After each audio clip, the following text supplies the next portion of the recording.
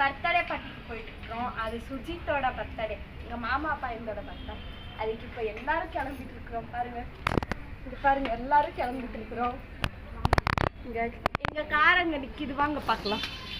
வாங்க காரில் பார்க்கலாம். காரில் போகிறீங்க? இப்போ வாங்க வீடியோக்குள்ளே போயிடலாம். வாங்க, அங்கெல்லாம் நம்ம கேக் வெட்ட போகிறோம். வாங்க நம்ம போகலாம்.